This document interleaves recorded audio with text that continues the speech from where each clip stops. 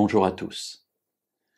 Terminons, si vous le voulez bien, cette courte série de 4 méditations en terminant notre lecture du chapitre 8 de la lettre aux Romains, versets 37 à 39. Mais dans toutes ces choses, nous sommes plus que vainqueurs par celui qui nous a aimés.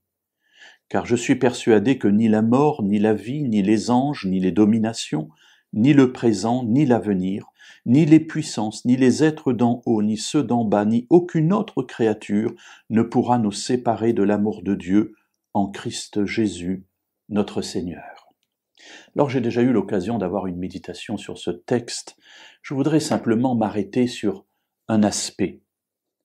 Pour continuer notre réflexion qui a débuté avec le psaume 139, où nous donnons entièrement notre vie à Dieu, et où, pour le coup, nous comprenons, lorsque nous héritons de la vie éternelle, que toutes choses ont bien concouru à notre bien, les bonnes comme les mauvaises, parce que nous avions un Dieu puissant qui était pour nous, et qu'ainsi personne ne pouvait être contre nous.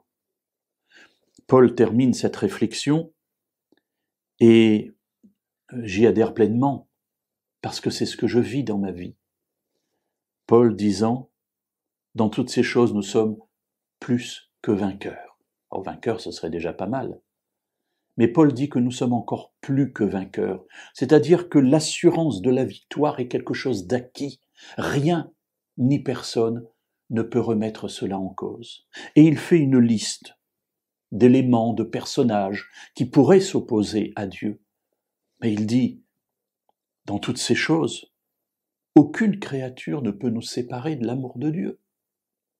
Mes amis, encore une fois, notre salut réside en Dieu, pas en nous.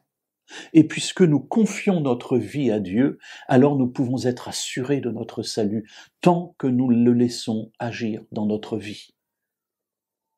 Rien à ce moment-là ne peut nous séparer de l'amour de Dieu, pas même le diable, il n'a aucune force vis-à-vis de Dieu. Nous sommes, nous, les seuls à tenir la clé de cette main qui est fermée dans notre main, celle de Dieu.